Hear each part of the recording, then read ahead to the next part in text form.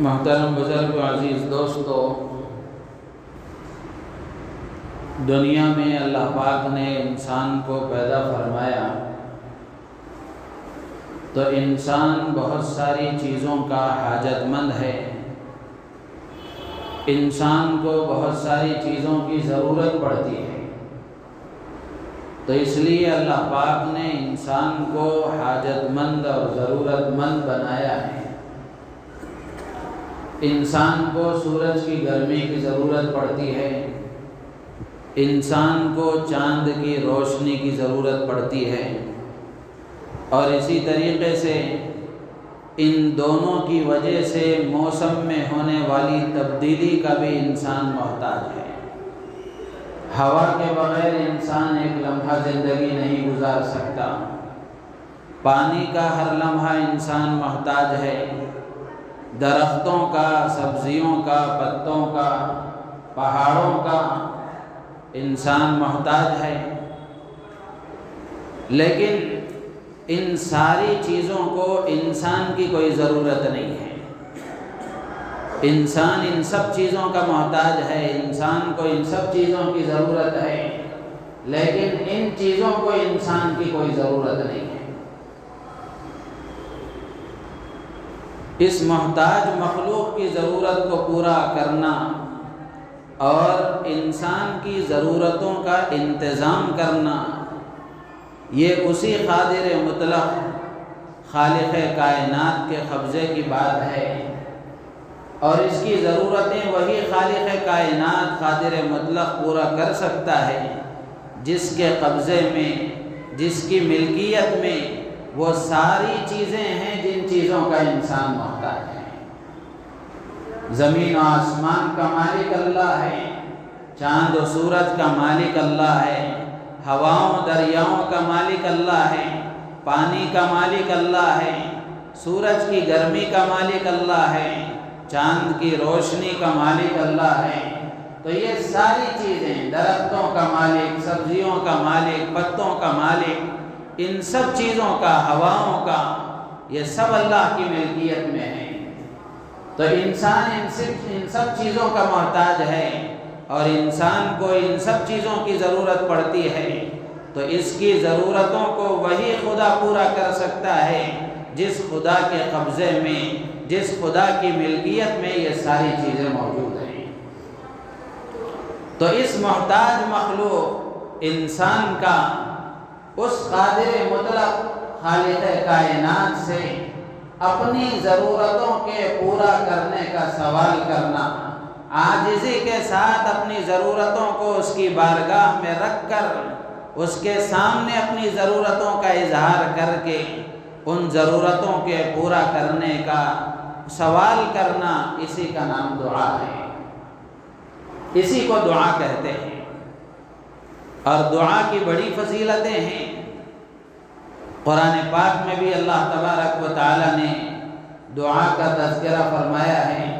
نبی رحمت صلی اللہ علیہ وسلم نے بھی دعا کی اہمیت اور اس کی فضیلت بہت ساری حدیثوں میں بیان فرمائی ہے، بلکہ اس سے آگے بڑھ کر اللہ کے نبی علیہ السلام کی بہت ساری معصور، منقول اور مسنون دعائیں ہیں جو اللہ کے نبی نے مانگ کر امت کو بتائی ہیں کہ بندے کو خدا سے کیا مانگنا چاہیے، بندے کو خدا سے کس چیز کا سوال کس طرح کرنا چاہیے۔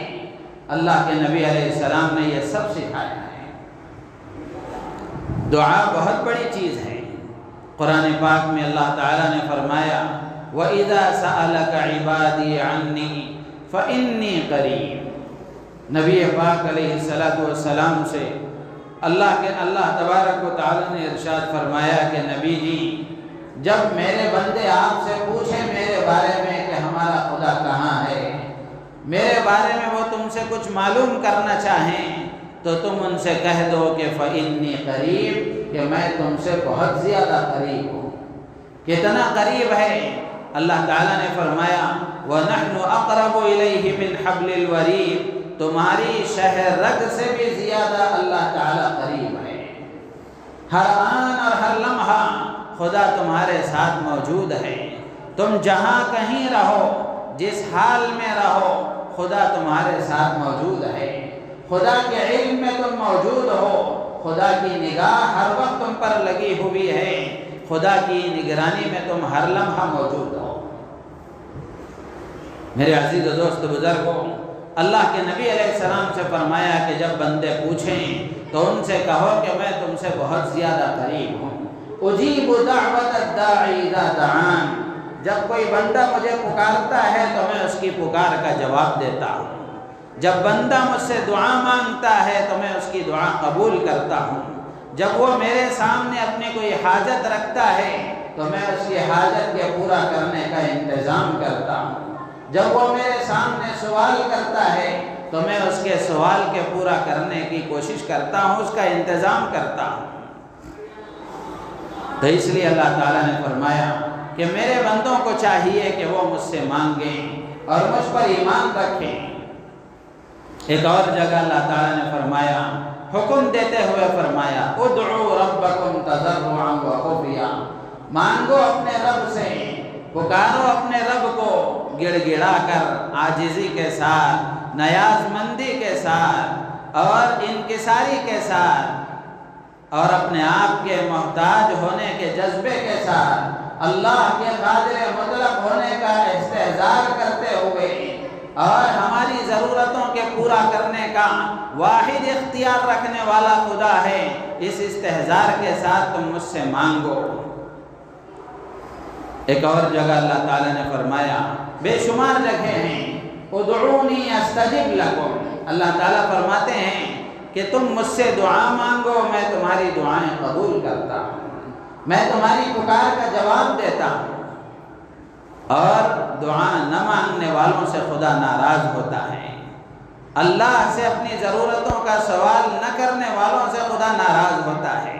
یہ خدا ہی کی شان ہے، ورنہ دنیا میں ہم دیکھیں کسی آدمی سے ایک مرتبہ کوئی چیز آدمی مانگتا ہے، اگر اس سے محبت ہے، اگر اسے مانگنے والے سے کوئی نہ کوئی تعلق ہے تو وہ خوش دلی سے دے دیتا ہے، دوسری مرتبہ اس سے سوال کیا جاتا ہے تو اس کے چہرے پر ہلکی سی جھلیاں آ جاتی ہیں، تیسری مرتبہ سوال کیا جاتا ہے تو ناگواری کا اظہار کسی نہ کسی طریقے سے وہ کر دیتا ہے، چوتھی مرتبہ کوئی سوال کرے، پانچویں مرتبہ کوئی سوال کرے تو اگر برداشت کی طاقت اس کے اندر نہ ہو تو وہ کسی نہ کسی طریقے سے اپنے اعضاء و جوارح سے یا پھر اپنی زبان سے ہی ناگواری کا اظہار کر دیتا ہے۔ ایک خدا کی ذات ہی وہ ذات ہے کہ بندہ جتنا زیادہ اس سے مانگتا ہے، جتنا زیادہ اس سے سوال کرتا ہے، اتنا زیادہ وہ اللہ کا محبوب بنتا ہے، اتنا زیادہ وہ اللہ کا مقرب بنتا ہے، اتنا زیادہ اللہ سے وہ قریب ہوتا چلا جاتا ہے، اللہ کا تعلق اس کو نصیب ہو جاتا ہے۔ تو میرے عزیز و دوست بزرگوں، اس لیے ہر حال میں ہمیں اپنے خدا سے تعلق کو بڑھانا چاہیے، اپنی ہر ضرورت خدا کی بارگاہ میں رکھنا چاہیے، اپنا ہر مسئلہ اسی سے حل کرنے کی کوشش کرنا چاہیے، اس لیے کہ ضرورتوں کا پیدا کرنے والا بھی وہی ہے، ضرورتوں کا پورا کرنے والا بھی وہی ہے۔ وہاں سے جب تک فیصلہ نہیں ہوتا دنیا میں کوئی کچھ نہیں کر سکتا، دنیا میں کوئی کسی کو کچھ دے نہیں سکتا۔ لیکن آج ہمارے عقیدے بگڑ گئے، ہم نے پتہ نہیں کن کن کو دینے والا سمجھ لیا ہے، اور کن کن کے آستانوں پر اپنا سر جھکاتے ہیں، اور کن کن کے پاس جا کر اپنی نیازیں، اپنی مرادیں مانگتے ہیں۔ مسلمان کا یہ سیوا نہیں ہے، مسلمان کا ہاتھ اٹھے گا وہ صرف خدا کے سامنے، مسلمان کا ماتھا جھکے گا وہ صرف خدا کے سامنے، مسلمان سجدہ کرے گا وہ صرف خدا کے سامنے، اس کے علاوہ کسی اور کے سامنے مسلمان کا سر جھکے یہ اس کے مسلمانی کے خلاف ہے، یہ اسلام کی تعلیمات کے خلاف ہے۔ لیکن میرے عزیز و دوست بزرگوں، آج ہم دیکھ لیں مسلمانوں نے نہ جانے کتنے آستانے ایسے بنا لیے ہیں جہاں وہ سجدہ کرتے ہیں، جہاں وہ اپنا سر جھکاتے ہیں، جن کے پاس جا کر وہ اپنی مرادیں مانگتے ہیں، جن کے پاس جا کر وہ اپنی منتیں پورا ہونے کا خیال کرتے ہیں، ان کو ان کی زندگی پڑھنا چاہیے، ان کی زندگی کو معلوم کرنا چاہیے کہ انہوں نے کیا ہمیں سبق دیا ہے، ان کی زندگی کیسے گزری، جن سے جا کر ہم اپنی ضرورتوں کو مانگ رہے ہیں انہوں نے اپنی ضرورتیں خدا سے پوری کروائی ہیں، انہوں نے اپنی ضرورتیں خدا کی بارگاہ میں رکھی ہیں، ان کا کوئی آستانہ نہیں تھا، ان کا کوئی آستانہ نہیں تھا، ان کی کوئی دہلیز نہیں تھی جس کے پاس جا کر وہ سر جھکاتے، ان کے لیے اپنی ضرورتوں کے پیش کرنے کی ایک ہی جگہ تھی، وہ خدا کا دربار تھا، وہ صرف خدا کے سامنے اپنی حاجتیں پیش کیا کرتے تھے۔ میرے عزیز و دوست بزرگوں، اللہ ہم سے کہہ رہا ہے، حکم دے رہا ہے کہ تم مجھ سے مانگو، میں تمہاری ضرورتیں پورا کروں گا، اور ادنا سے ادنا مسلمان کو بھی اس بات کا کمزور سا ہی صحیح لیکن یقین ہے کہ ضرورتیں تو اللہ ہی پورا کرتے ہیں، حاجتیں تو اللہ ہی پورا کرتے ہیں۔ تو جب وہ خدا ہم سے کہہ رہا ہے کہ تم براہ راست مجھ سے مانگو اس لیے کہ تم میرے بندے ہو، گنہگار سہی، خطا کار سہی، تمہاری زندگی گناہوں سے بھری ہوئی سہی، لیکن تم ہاتھ اٹھا کر تو دیکھو، مانگ کر تو دیکھو، سوال کر کے تو دیکھو، اللہ تعالیٰ تیار ہیں ضرورتوں کے پورا کرنے کے لیے۔ اور قرآن پاک میں اللہ تعالیٰ نے ایک جگہ تو صاف انہی بندوں سے خطاب کر کے فرمایا جو یہ سمجھتے ہیں کہ میری زبان اس قابل نہیں ہے کہ اللہ کے سامنے سوال کر سکوں، میری زندگی اس قابل نہیں ہے، میرے لمحات زندگی ایسے گزرے ہیں، میرے رات و دن اللہ کی نافرمانی میں گزرے ہیں، میں کیسے خدا کو منہ دکھاؤں گا۔ انہی بندوں سے خطاب کر کے اللہ تعالیٰ نبی پاک علیہ السلام کی زبانی کہتا ہے، قُلْ يَا عِبَادِيَ الَّذِينَ أَسْرَفُوا عَلَىٰ أَنفُسِهِمْ لَا تَقْنَطُوا مِن رَحْمَتِ اللَّهِ۔ اللہ تعالیٰ فرماتے ہیں کہ اے میرے بندو، نبی جی آپ کہہ دیجئے کہ اے میرے وہ بندو جنہوں نے اپنے آپ پر ظلم کیا ہے، گناہ کر کے، نافرمانی کر کے، اللہ سے بغاوت کر کے، اور اللہ تبارک و تعالیٰ کی نافرمانیوں میں اپنے آپ کو مبتلا کر کے، جنہوں نے اپنے آپ پر ظلم کیا ہے، ایسے ہی بندوں سے اللہ مخاطب ہے، اور انہی بندوں سے خطاب کر کے اللہ کہتا ہے لا تقنطوا من رحمت اللہ، تم گناہ کر کے تھک سکتے ہو، میں معاف کر کے تھک نہیں سکتا۔ لا تقنطوا من رحمت اللہ، تم میری رحمت سے مایوس مت ہو جاؤ، اللہ کی رحمت بہت بڑی ہے، وسعت رحمتی کل شیء، کہ میری رحمت ہر چیز پر حاوی ہے، ہر چیز کو شامل ہے۔ انہی بندوں سے خطاب کر کے اللہ کہتا ہے جو یہ سمجھتے ہیں کہ ہم کسی ولی کو، کسی بزرگ کو درمیان میں واسطہ بناتے ہیں کہ وہ جا کر خدا سے مانگ کر لائیں۔ میرے عزیزوں، اللہ تبارک و تعالیٰ براہ راست ایسے ہی بندوں سے کہتا ہے ولی کا سہارا ہٹاؤ، ولی کو درمیان میں سے واسطہ ہٹاؤ، تم میرے بندے ہو مجھ سے مانگو، تم میرے بندے ہو مجھ سے مانگو۔ لا تقنطوا من رحمت اللہ، زندگی نافرمانی میں گزری ہے کوئی بات نہیں ہے، بشریت کے تقاضے کی وجہ سے، بری عادتوں کی وجہ سے، بری صحبتوں کی وجہ سے غلط حرکتوں کا ارتکاب ہو گیا ہے، نافرمانیاں ہو گئی ہیں، کوئی بات نہیں، اب آ جاؤ، کوئی بات نہیں، اب متوجہ ہو جاؤ، اب میرے پاس آ کر معافی مانگ لو، میں معاف کرنے کے لیے تیار ہوں۔ لا تقنطوا من رحمت اللہ، تو دعا بہت بڑی چیز ہے، اور دعا ہر آدمی مانگ سکتا ہے، اس کے لیے کوئی ولی ہونا ضروری نہیں ہے، کوئی عالم اور مفتی ہونا ضروری نہیں ہے، میں خدا کا بندہ ہوں، اپنے خدا سے میں اپنی ضرورتوں کا سوال کر سکتا ہوں۔ جیسے بیٹا ہے، باپ سے مانگنے کے لیے درمیان میں کسی کے ریفرنس کی ضرورت نہیں ہوتی، بیٹا ہے اپنے باپ سے مانگ رہا ہے، وہ خدا تو ہزاروں باپوں سے زیادہ محبت کرنے والا، ہزاروں ماؤں سے زیادہ اپنے بندوں سے پیار کرنے والا، اس کے لیے کسی ریفرنس کی کیا ضرورت ہے؟ وہ تو براہ راست ہم سے مانگنا، ہمیں حکم دیتا ہے کہ ہم اس سے مانگیں، تو دعا مانگنے کی عادت ڈالنا چاہیے، دعا بہت بڑی چیز ہے۔ اللہ کے نبی علیہ السلام نے حدیثوں میں اس بات کی بڑی ترغیب دی ہے، اور بہت وضاحت کے ساتھ آپ نے فرمایا ہے کہ مسلمان کو دعاؤں کا اہتمام کرنا چاہیے، دعا مومن کا ہتھیار ہے، الدعاء سلاح المؤمن، کہ دعا مومن کا ہتھیار ہے۔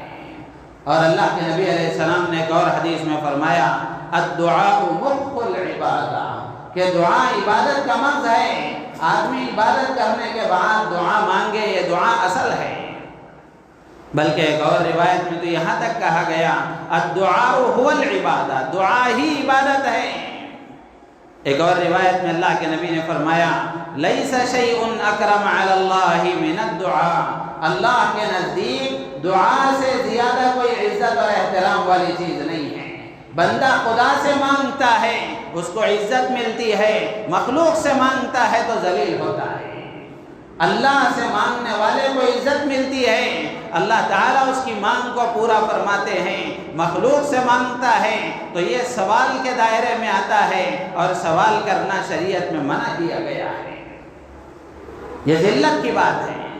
اللہ سے مانگنا عزت کی بات ہے، مخلوق کے سامنے اپنی ضرورتوں کا اظہار کرنا یہ ذلت کی بات ہے۔ ایک اور روایت میں اللہ کے نبی نے فرمایا من فتحت لہ ابواب الدعاء فتحت لہ ابواب الرحمہ، اللہ کے نبی علیہ السلام نے فرمایا جس کے لیے دعا کے دروازے کھول دیے گئے اس کے لیے اللہ کی رحمت کے دروازے کھول دیے گئے۔ یعنی جس کو دعا مانگنے کی توفیق مل جائے، جس کو اپنی ضرورتیں خدا کے سامنے پیش کرنے کا سلیقہ آ جائے، جس کو خدا کا دربار معلوم ہو جائے، جو اپنی حاجتیں اور اپنی ضرورتیں خدا سے مانگنے والا بن جائے، اگر اس کو اس کی توفیق ہو جائے تو اللہ کے نبی فرماتے ہیں اس کے لیے رحمت کے دروازے کھل گئے، اس کے لیے رحمت کے دروازے کھل گئے۔ اللہ سے آدمی مانگے اپنی ضرورتوں کو پورا کر لے۔ تو میرے عزیز و دوست بزرگوں، دعا کی عادت بنانا چاہیے۔ دعا بہت بڑی چیز ہے۔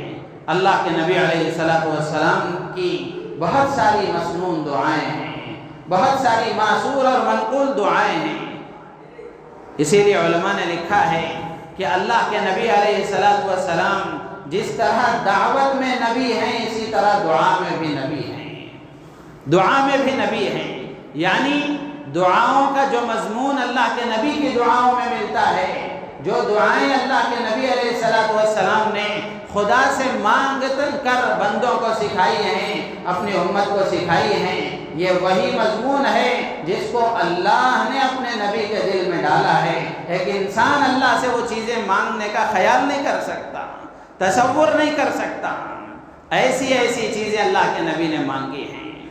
لیکن مسلمان آج ہم دیکھ لیں اللہ سے مانگنے کا وقت نہیں ہے، ادھر ادھر جا کر ماتھا ٹیکنے کو مسلمان تیار ہے، اور لمبے لمبے خرچ کر کے جانے کو تیار ہے، اور لمبے لمبے سفر کر کے اپنے آپ کو تھکانے کے لیے تیار ہے، اپنے گھر میں مصلی بچھا کر 2 رکعت نماز پڑھ کے اپنے خدا کے سامنے ہاتھ پھیلا کر مانگنے کو تیار نہیں ہے۔ کتنے افسوس کی بات ہے۔ تو میرے عزیز دوستو بزرگوں، دعائیں اللہ کے نبی علیہ السلام نے سکھائی ہیں، بہت ساری دعائیں ہیں۔ حدیث کی تقریباً سبھی کتابوں میں کتاب الدعوات ہے، اللہ کے نبی علیہ السلام کی مسنون دعائیں حدیثوں میں موجود ہیں۔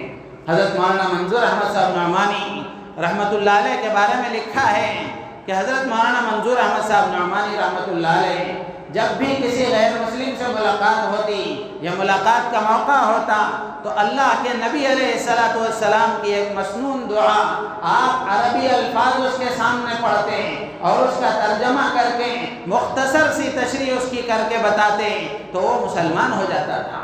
وہ تاثیر ہے ان دعاؤں میں۔ اور سوچنے کی بات ہے کہ جب بندہ مسنون دعائیں مانگتا ہے، وہ اپنی دعاؤں میں وہ دعائیں مانگتا ہے جو نبی علیہ السلام نے مانگی ہیں، تو ایک بزرگ نے ایک مرتبہ فرمایا کہ جب بندہ مسنون دعائیں مانگتا ہے، اللہ کے نبی علیہ السلام کی زبان مبارک سے نکلے ہوئے الفاظ مانگتا ہے، تو جب اللہ تبارک و تعالی بندے کی زبان سے یہ الفاظ سنتے ہیں تو وہ لمحہ خدا کو یاد آتا ہے جس وقت میں اللہ کے نبی نے یہ دعائیں مانگی تھی، اللہ کے نبی کی زبان سے یہ الفاظ نکلے تھے۔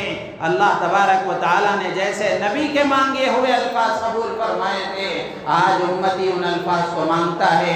اللہ تبارک و تعالیٰ اپنے محبوب کی محبت میں اس بندے کے زبان سے نکلے ہوئے ان الفاظ کو بھی قبول فرما لیتے ہیں۔ تو اس لیے ہم میں سے ہر ایک کو چاہیے کہ مسنون دعاؤں کو ہم یاد کریں، مسنون دعاؤں کو ہم یاد کریں، اور یاد کر کے ان کا مختصر سا ترجمہ اور ہلکا سا اس کا مضمون، اس کی وضاحت، اس کی تشریح اپنے ذہن میں رکھیں، تاکہ معلوم ہو کہ میں خدا سے مانگ رہا ہوں تو کیا مانگ رہا ہوں، میں خدا سے مانگ رہا ہوں تو کیا مانگ رہا ہوں۔ آج ہم دعا پڑھ لیتے ہیں، مانگتے نہیں ہیں۔ پڑھ تو لیتے ہیں دعائیں، ربنا آتنا فی الدنیا حسنہ وفی الآخرۃ حسنہ وقنا عذاب النار، 50 سال سے ہم یہ دعا مانگ بھی رہے ہیں، سن بھی رہے ہیں، لیکن ہمیں پتہ نہیں ہے کہ اس دعا کا ترجمہ کیا ہے، اس دعا میں کیا چیز مانگی جا رہی ہے، میں اپنے خدا سے کس چیز کا سوال کر رہا ہوں۔ ایک آسان سی مشہور سی دعا ہے، لیکن میرے عزیز و دوست و بزرگوں، اس کو معلوم کرنے کی اور اس کو سمجھنے اور سیکھنے کا مسلمانوں میں خیال نہیں آتا۔ کتنی غفلت کی بات ہے۔ تو اس لیے آج ہم اس بات کو طے کریں کہ اللہ سے دعائیں مانگنے کا ہم اپنے آپ کو عادی بنائیں گے، اللہ سے دعائیں مانگیں گے، اس لیے کہ ہماری ساری حاجتیں اسی سے وابستہ ہیں، وہی حاجتوں کا پورا کرنے والا ہے، وہی مصیبتوں کو دور کرنے والا ہے، وہی ناموافق حالات کو موافق حالات بنانے والا ہے، وہی ہماری بگڑی بنانے والا ہے، وہی مختار کل ہے، وہی سب کچھ کرنے والا ہے، وہی قادر مطلق ہے، اسی کے اختیار میں ہے سب کچھ، اسی کے فیصلے کے، اس کے فیصلے کے بغیر کچھ نہیں ہو سکتا۔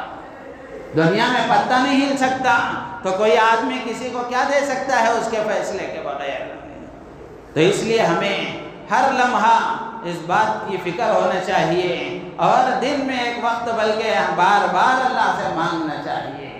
اور حدیثوں میں موجود ہے، ایسے مواقع کی نشاندہی کی گئی ہے، ایسے وقتوں کو اللہ کے نبی علیہ السلام نے بتایا ہے کہ جس وقت میں بندہ دعا مانگے گا اللہ تعالیٰ اس کی دعائیں قبول فرمائیں گے۔ مستجاب اوقات کی نشاندہی کی گئی ہے، جیسے مثال کے طور پر ہر فرض نماز کے بعد بندے کی ایک دعا اللہ کی بارگاہ میں قبول ہوتی ہے، ایک دعا قبول ہوتی ہے۔ اب ہم میں سے ہر ایک ٹھنڈے دل سے سوچیں اور بیٹھ کر اپنے بارے میں جائزہ لیں کہ یہ وقت اللہ کے نبی نے بتایا ہے کہ اس میں دعائیں قبول ہوتی ہیں، تو ہم میں سے کتنے آدمی ایسے ہیں جو اس وقت دعا کا اہتمام کرتے ہیں۔ بہت سے محروم القسمت اور بہت سے بد نصیب بندے آپ کو ایسے بھی ملیں گے، امام دعا کر رہا ہے لیکن ان کو ہاتھ اٹھا کر آمین کہنے کی بھی توفیق نہیں ہے، آمین کہنے کی بھی توفیق نہیں ہے۔ وہ گویا ایسا سمجھتے ہیں کہ دعا کوئی غیر ضروری کام ہو رہا ہے، میں تو بہت زیادہ ضروری کاموں میں اپنے آپ کو لگانے والا، میرا وقت بڑا قیمتی ہے۔ میرے عزیز و دوست و بزرگوں، جب بات آ گئی تو یہ بات بھی عرض کروں کہ اصل دعا تو انفرادی دعا ہی ہے، اصل دعا تو انفرادی دعا ہی ہے کہ ہر آدمی اپنی دعا اللہ سے مانگے، لیکن نمازوں کے بعد جو اجتماعی دعا ہوتی ہے یا پھر کسی پروگرام کے بعد، جلسوں کے بعد، محفلوں کے بعد دعائیں ہوتی ہیں، ان دعاؤں کا مقصد یہ ہوتا ہے کہ ہمیں دعا مانگنے کا سلیقہ آ جائے۔ کوئی عالم دین دعا کر رہا ہے، کوئی اللہ والا دعا کر رہا ہے، تو اس کے دعا کرانے کا مقصد یہ ہے کہ بندوں کو دعا مانگنے کا سلیقہ آ جائے کہ خدا سے کیا مانگنا چاہیے، کیسے مانگنا چاہیے، کیا چیزیں خدا سے مانگنی چاہیے۔ اور اسی کے ساتھ ساتھ اجتماعی عمل کی بڑی اہمیت ہے، اجتماعی عمل کی بڑی اہمیت ہے، اسی لیے نماز جماعت کے ساتھ مشروع ہے، ورنہ اللہ تعالیٰ چاہتے تو تنہا نماز پڑھنے کا حکم دے دیتے کہ تم جہاں رہو اپنی سہولت سے نماز پڑھ لو۔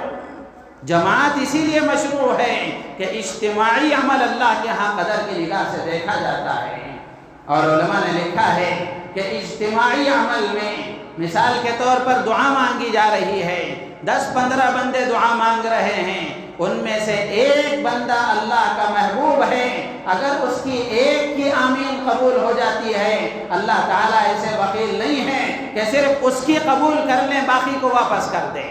اللہ کی یہ شان نہیں ہے۔ اللہ تو اتنے رازق اور اتنے دینے والے اور اتنے بڑے داتا ہیں کہ اس ایک بندے کے طفیل میں اللہ تعالیٰ پوروں کی دعا قبول فرما لیتے ہیں۔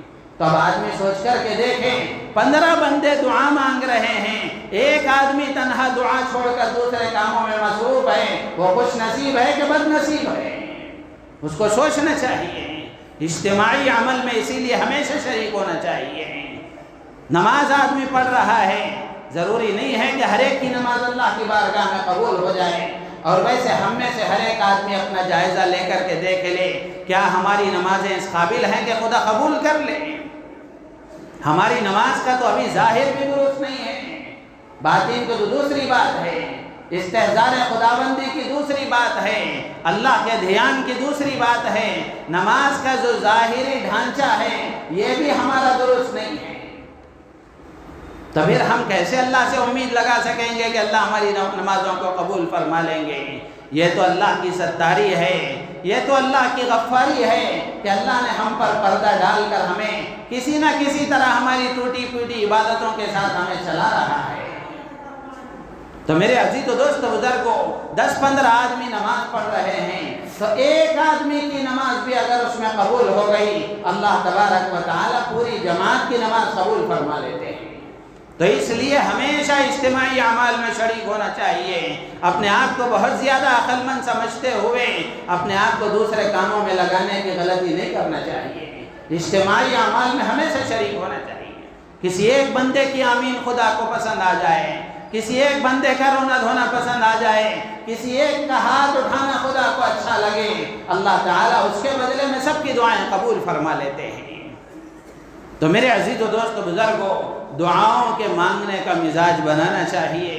بہت ساری چیزیں جو مسلمانوں میں پہلے تھیں اب آہستہ آہستہ ختم ہوتی جا رہی ہیں، ان میں سے ایک چیز دعاؤں کی عادت بھی ہے، ان میں سے ایک چیز دعاؤں کی عادت بھی ہے۔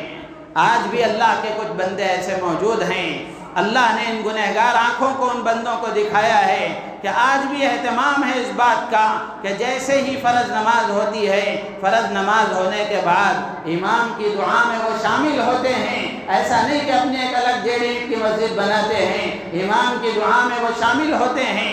امام چونکہ سب کا خیال رکھتے ہوئے مختصر دعا کرتا ہے، تو امام کی دعا کے بعد وہ اہتمام سے اپنی دعا اللہ کے سامنے مانگتے ہیں، 10-15 منٹ میں اہتمام سے دعائیں مانگتے ہیں۔ حضرت عبداللہ ابن مسعود رضی اللہ تعالیٰ عنہ فرماتے ہیں کہ ہم اپنی ضرورتیں فرض نماز کے بعد مانگنے کے لیے اٹھا کر رکھ لیتے ہیں، اس لیے کہ وہ قبولیت کا موقع ہے۔ دن میں 5 مرتبہ یہ موقع ہمیں نصیب ہوتا ہے۔ کتنے بد نصیب ہیں ہم کہ ہمیں اللہ سے اس وقت میں مانگنے کی توفیق نہیں ہوتی۔ تو میرے عزیز دوست و بزرگوں، اللہ کے نبی علیہ السلام نے مقبول مقامات کی نشاندہی فرمائی ہے، مقبول اوقات کی نشاندہی فرمائی ہے۔ کچھ جگہیں ایسی ہیں جہاں جا کر آدمی دعا مانگتا ہے، دعائیں قبول ہوتی ہیں۔ کچھ راتیں ایسی ہیں جن راتوں میں دعائیں قبول ہوتی ہیں، کچھ دن ایسے ہیں جن دنوں میں دعائیں قبول ہوتی ہیں، اور کچھ اوقات ایسے ہیں جن اوقات میں دعائیں قبول ہوتی ہیں، کچھ لمحات ایسے ہیں جن لمحات میں دعائیں قبول ہوتی ہیں۔ تو ہمیں اپنے آپ کو دعائیں مانگنے کا عادی بنانا چاہیے، اس لیے کہ ہماری ضرورتیں خدا سے وابستہ ہیں، وہی ہماری ضرورتوں کو پورا کر سکتا ہے۔ بجائے ادھر ادھر جھانکنے کے، بجائے ان پر اپنا عقیدہ جمانے کے، اللہ سے اپنے عقیدے کو درست کرتے ہوئے اللہ سے اپنی ضرورتیں مانگنے کا اہتمام کرنا چاہیے۔ بہت ساری دعائیں ہیں جو حدیثوں میں موجود ہیں، اللہ کے نبی علیہ السلام مانگا کرتے تھے، اور اس لائن کی کتابیں بھی موجود ہیں۔ علماء نے الگ سے ان کتابوں کو لکھا ہے کہ اللہ کے نبی علیہ السلام دن میں کیا دعائیں مانگتے تھے، رات میں کیا دعائیں مانگتے تھے، سفر میں کیا دعائیں مانگتے تھے، حضر میں کیا دعائیں مانگتے تھے۔ اللہ کے نبی علیہ السلام کی ساری دعائیں موجود ہیں۔ ایک دعا مجھے اس وقت عرض کرنا ہے، ابھی مضمون شروع ہوا نہیں ہے۔ حضرت انس رضی اللہ تعالیٰ عنہ فرماتے ہیں کان اکثر دعاء النبی صلی اللہ علیہ وسلم اللہم آتنا فی الدنیا حسنہ وفی الآخرۃ حسنہ وقنا عذاب النار۔ حضرت انس رضی اللہ تعالیٰ عنہ فرماتے ہیں کہ اللہ کے نبی علیہ السلام کی بہت ساری دعائیں ہیں، ان دعاؤں میں سے اللہ کے نبی یہ دعا کثرت کے ساتھ مانگا کرتے تھے۔ بہت ہی جامع دعا ہے انتہائی مفید دعا ہے جو اللہ کے نبی کثرت سے مانگا کرتے تھے۔ کیا دعا ہے؟ اللہم آتنا فی الدنیا حسنہ وفی الآخرۃ حسنہ وقنا عذاب النار۔ قرآن میں بھی یہ دعا موجود ہے۔ دوسرے پارے میں اللہ تعالیٰ نے اس کو نقل فرمایا ہے، وَمِنْهُمْ مَنْ يَقُولُ رَبَّنَا آتِنَا فِي الدُّنْيَا حَسَنَةً وَفِي الْآخِرَةِ حَسَنَةً وَقِنَا عَذَابَ النَّارِ۔ بندے اللہ سے اس میں کیا سوال کرتے ہیں؟ ہمیں معلوم ہونا چاہیے کہ میں یہ دعا مانگ رہا ہوں تو خدا سے کیا مانگ رہا ہوں۔ ربنا آتنا فی الدنیا حسنہ، اے ہمارے رب ہمیں دنیا میں بھی بھلائی عطا فرما۔ ربنا، اے ہمارے رب، آتنا ہمیں دے، ہمیں عطا فرما، فی الدنیا دنیا میں حسنۃ بھلائی دے، وفی الآخرۃ حسنہ اور آخرت میں بھی بھلائی دے۔ دنیا بھی بھلی فرما، آخرت بھی بھلی فرما، وقنا عذاب النار اور ہمیں جہنم کے عذاب سے حفاظت فرما، جہنم کے عذاب سے ہمیں بچا لے۔ کتنی جامع دعا ہے جو اللہ کے نبی علیہ السلام نے مانگ کر بتائی ہے۔ قرآن میں بھی اس کا تذکرہ موجود ہے۔ دنیا کی بھلائی اس میں مانگی گئی ہے، آخرت کی بھلائی اس میں مانگی گئی ہے۔ اللہ تبارک و تعالی جزائے خیر دے علماء مفسرین کو، انہوں نے بڑی تفصیل کے ساتھ، بڑی وضاحت کے ساتھ لکھا ہے کہ دنیا کی بھلائی سے کیا مراد ہے، آخرت کی بھلائی سے کیا مراد ہے۔ روح المعانی تفسیر کی کتاب ہے، بہت زیادہ اس کی جلدیں ہیں۔ بغداد کے ایک عالم دین تھے علامہ آلوسی رحمۃ اللہ علیہ، انہوں نے اس کو لکھا ہے۔ چونکہ آخری دور کی تفسیر تھی اس لیے پچھلی تمام تفسیروں کی جامع ہے۔ ہمارے استاد محترم حضرت امیر شریعت رحمۃ اللہ علیہ سے میں نے جب پوچھا کہ حضرت کون سی تفسیر کا مطالعہ کرنا چاہیے، رمضان میں تفسیر کرنے کا اتفاق ہوتا ہے یا پھر رمضان کے علاوہ دوسرے دنوں میں بھی تفسیر پڑھانے کی ذمہ داری ہے، تو کون سی تفسیر کا مطالعہ کرنا چاہیے؟ تو حضرت نے 2 تفسیروں کے نام بتائے، ان میں سے ایک تفسیر یہ بھی ہے۔ ساری تفسیروں کا وہ جامع ہے، ساری تفسیروں کا گویا وہ خلاصہ ہے۔ تو اس میں علامہ آلوسی رحمۃ اللہ علیہ نے دنیا میں بھلائی سے کیا مراد ہے، ربنا آتنا فی الدنیا حسنہ، کہ اے ہمارے رب ہمیں دنیا میں بھلائی عطا فرما۔ تو یہ دنیا کی بھلائی سے بندہ کیا کیا چیزیں گویا مانگ رہا ہے، دنیا کی بھلائی سے کیا کیا مراد ہے؟ تو علامہ آلوسی رحمۃ اللہ علیہ نے 10 چیزیں لکھی ہیں۔ 10 چیزیں گویا بندہ اس میں مانگ رہا ہے۔ پہلی چیز عرض کر کے میں اپنی بات ختم کروں گا، اگلی جمعہ بقیہ باتیں عرض کی جائیں گی۔ علماء نے لکھا ہے، علامہ آلوسی رحمۃ اللہ علیہ نے لکھا ہے کہ بندہ دنیا کی بھلائی مانگ رہا ہے تو دنیا کی بھلائی میں سب سے پہلی چیز یہ ہے العافیت والکفاف، کہ بندہ یہ مانگ رہا ہے کہ اللہ مجھے عافیت عطا فرما اور بقدر ضرورت روزی عطا فرما، زندگی گزارے کے قابل روزی عطا فرما اور کسی کے سامنے ہاتھ پھیلانا نہ پڑے، کسی کے سامنے اپنی ضرورت کا اظہار کرنا نہ پڑے، اتنی روزی تو مجھے عطا فرما۔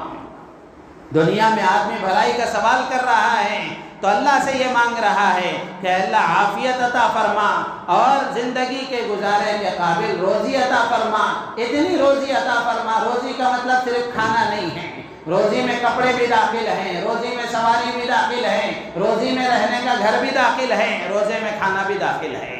صرف کھانے کا مطلب یہ نہیں ہے، روزی ایک بہت وسیع مفہوم رکھتی ہے اپنے اندر۔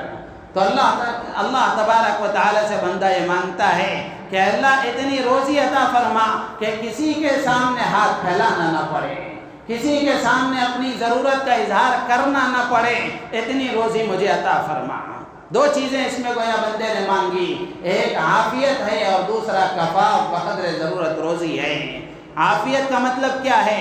علماء نے لکھا ہے السلامۃ فی الدین من الفتنہ، کہ آدمی دین میں فتنے سے سلامتی مانگے، یعنی اے اللہ مجھے عافیت عطا فرما، اس کا مطلب یہ ہے کہ اللہ دین کی سلامتی عطا فرما، ایمان کے ساتھ خاتمہ نصیب فرما، اتنی بصیرت عطا فرما، اتنا علم عطا فرما، اتنی بصیرت عطا فرما کہ کسی فتنے میں مبتلا ہونے سے بچ جاؤں، کسی فتنے کا میں شکار نہ ہو جاؤں۔ آج فتنوں کا دورہ ہے، ایمان پر ڈاکے ڈالے جا رہے ہیں، ختم نبوت پر ڈاکے ڈالے جا رہے ہیں، مسلمانوں کے اعمال پر حملہ ہے، مسلمانوں کے اخلاق کو ختم کرنے کی کوششیں کی جا رہی ہیں۔ یہ سارے فتنے ہیں، بندہ ربنا آتنا فی الدنیا حسنہ کہہ کر خدا سے یہ مانگ رہا ہے کہ اللہ کسی بھی طرح کے فتنے میں مبتلا ہونے سے مجھے بچا لے۔ کتنی جامع دعا ہے، کتنی جامع دعا ہے جو اللہ کے نبی علیہ السلام نے مانگ کر ہمیں بتائی ہے۔ تو ربنا آتنا فی الدنیا حسنہ مانگنے والا اگر اس استحضار کے ساتھ دعا مانگے گا تو اللہ سے اس کا کتنا تعلق بڑھے گا، اس کو معلوم ہوگا کہ میں خدا سے کیا مانگ رہا ہوں۔ تو میرے عزیز و دوست بزرگوں، عافیت کا مطلب ہے کہ دین محفوظ رہے، کسی فتنے میں آدمی مبتلا نہ ہو، اور دوسری چیز ہے السلامۃ فی البدن من سیء الاسقام والمحنۃ۔ علماء نے لکھا ہے کہ عافیت سے مراد یہ ہے کہ بدن کی سلامتی، صحت کی سلامتی، کہ ظاہری ہمارا یہ ڈھانچہ بدن کسی بری بیماری میں مبتلا نہ ہو۔ بری بیماریوں سے، بڑی بیماریوں سے اللہ تعالیٰ ہماری حفاظت فرمائیں۔ چھوٹی موٹی سردی زکام ہوتے رہتے ہیں، موسم کی تبدیلیوں کی وجہ سے مزاج کی یہ تبدیلی گویا یہ دنیا کا خاصہ ہے، موسم کا خاصہ ہے، یہ ہوتا رہتا ہے۔ بڑی بڑی بیماریوں میں آدمی مبتلا ہو جاتا ہے تو اس کی زندگی بھر کا سرمایہ ضائع ہو جاتا ہے، اور عموماً انہی کا ضائع ہوتا ہے جو جہاں خرچ کرنا ہے وہاں خرچ نہیں کرتے، اللہ تبارک و تعالیٰ اکٹھے یہاں خرچ کروا دیتے ہیں۔ تو اس لیے آدمی کو صدقے کا مزاج بھی بنانا چاہیے، اللہ کے بندوں پر خرچ کرنے کا مزاج بنانا چاہیے۔ تو عافیت کا مطلب یہ ہے کہ بدن سلامت رہے، کسی بڑی بیماری میں مبتلا نہ ہو، اور اسی طریقے سے روزی کے کمانے کے لیے بہت زیادہ محنت کرنا نہ پڑے۔ من سیء الاسقام والمحنہ، آپ نے دیکھا ہوگا بہت سارے لوگ ایسے ہیں 12 گھنٹے وہ کام کرتے ہیں، 14 گھنٹے وہ کام کرتے ہیں، ان کو وہ روزی نہیں ملتی جو 4 گھنٹے کام کر کے بھی اللہ کسی کو دے دیتے ہیں۔ تو ہم اللہ سے 4 گھنٹے والی مانگیں کہ اللہ ہمیں اتنی روزی دے اور اتنی آسانی کے ساتھ دے کہ ہماری ضرورتیں پوری ہو جائیں۔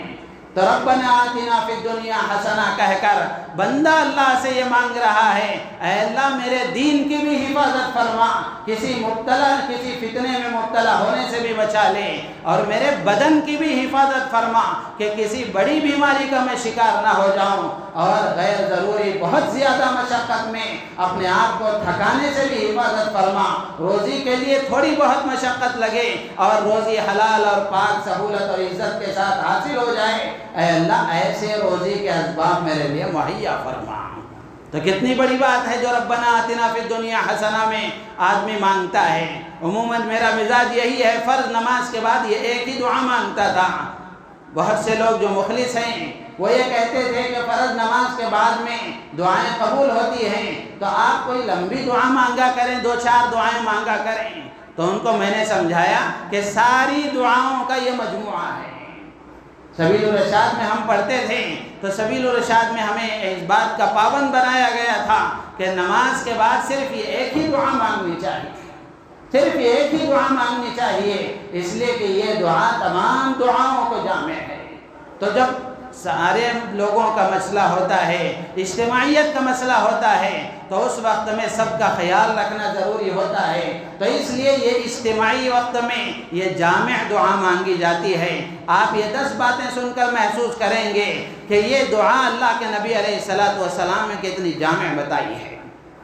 اللہ تعالیٰ سے دعا ہے اللہ تعالیٰ ہم سب کو ان باتوں پر عمل کی توفیق عطا فرمائے اور ہم سب کو دعا مانگنے والا بنائے۔ اللہ سے مانگنے کی ہمیں توفیق عطا فرمائے، اپنی ضرورتیں خدا کے سامنے پیش کرنے والا ہمیں بنائے، ہماری نیتوں میں اخلاص پیدا فرمائے۔ وآخر دعوانا الحمدللہ رب العالمین۔